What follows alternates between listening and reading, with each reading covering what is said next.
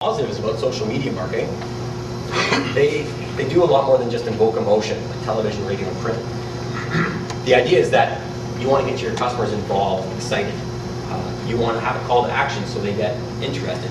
And the way that you're communicating with them, because you're directly communicating with them, you are going to be able to receive that for a lot less dollars. So you're going to get a lot more interest, a lot more involvement out of your customer base. Sustainable long-term organic growth, we just talked about that. I'm not going to get too deeply into that. But it does have a lot more longevity to it, and you're going to get a lot more out of it in the long term. Time is your biggest cost. So if you want to learn about it, it literally is going to take you a few hours to sit down, understand what the pitfalls are. We're going to talk a little bit about that today.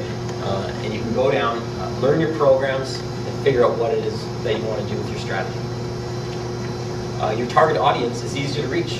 And the thing is, with social media outlets, your target audience are your friends, or people that you're directly communicating with. So you are actually hitting with every opportunity that you take to put up some sort of a new blurb on Facebook or Twitter, you're communicating directly with your target audience, and no one else is getting it. So it's important that that information is being structured specifically for those individuals, and you know those individuals, so it's much easier to create those advertisements for them.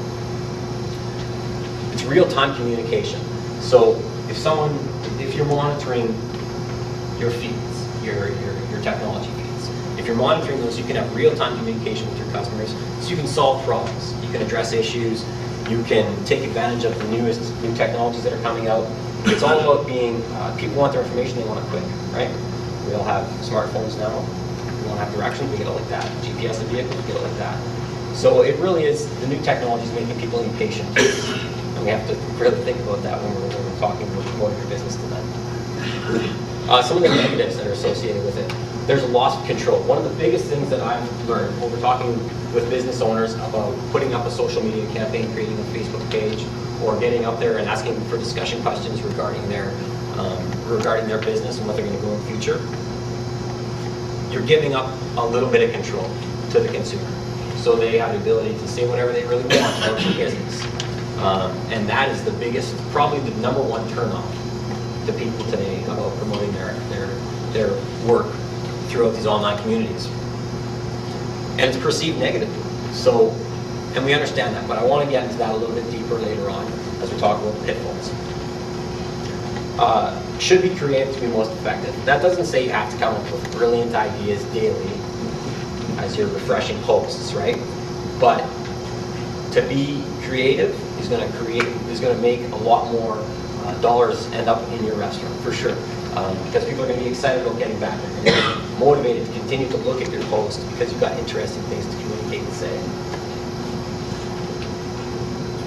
Because it's a new technology, social media really is something that's only been around for about 7 or 8 years. It's brand new to almost everybody. Few have proven that it actually, really works. But the ones that have proven it are completely focused on that. They don't even touch anything else. They say social media is the only thing I want to focus on. It's the tools to get to my customers, and now I have basically a freeway to money coming in consistently. If left stagnant, it can become frustrating for customers. Now by that I mean, how many people have websites for their business? How many feel you're doing a good job of updating it, whether it be a menu or your information is completely updated, phone numbers?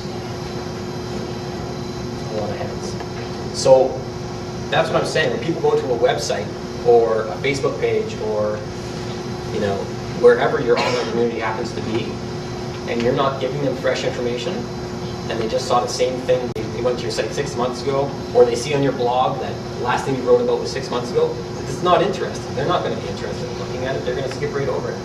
If that's what your website is today, and you're not happy with the way it's perceiving your business, I would not publish it. And wait till you're prepared to put it back up. When it's 100%, it's your storefront. It's your online storefront. So you got to think about it as a storefront. People are walking directly up to your store in person, and they see that it's out of date. It doesn't look good. The information is incorrect. The pricing is wrong. The menu isn't correct.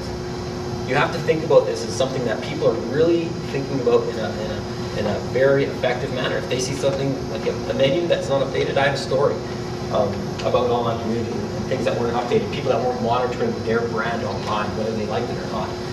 This individual didn't like working with computers. She doesn't like it, so she doesn't touch them. We were working with this person on business review, and we decided to, get into this marketing a little bit more, discuss, dig a little bit deeper as to what she's been doing. And we asked her about her online presence. She's like, oh, I don't have an online presence. We said, oh, you don't? Well, let me take out my computer. I plugged in the 3G card, and got on the internet, and just basically Googled her name, Googled her business name. Put it in there, and sure enough, 43 reviews. 43 reviews. People had been to her restaurant and spoken to her restaurant on the internet. And thank God she does a good job, and they're mostly positive. But she had she probably had 10 or 15 reviews out there that people were, not 100% happy with. Those are 10 or 15 customers that may or may not be return customers that you have an opportunity to connect with and say, listen, I'm really sorry that your experience wasn't 100%. We want to invite you back and treat you to a dinner on us or a lunch on us, and we want to make this right. So that's another one of those opportunities you have to think about. So that's what I'm talking about with, keeping your information updated and making sure that you're motivated to stay on top of what's out there. I want to talk about the platforms that are common today. The things we often hear about Facebook and Twitter. Those are clearly the two biggest. MySpace was an old one that was basically the originator, and it only lasted a few years until Facebook kind of took over. Ones that I either think are very useful for our industry or that are just massive. So I'll focus on the ones that I think are industry specific, the ones that are the most effective for folks like us. On the top right there, you'll see front of house, back of house. That's what that stands for, as most of you probably will know. It's a restaurant community. It's a social network that's really focused on connecting the restaurant community within, I believe it's North America, pretty much restricted at this point, but it's brand new. Been around for a couple of years.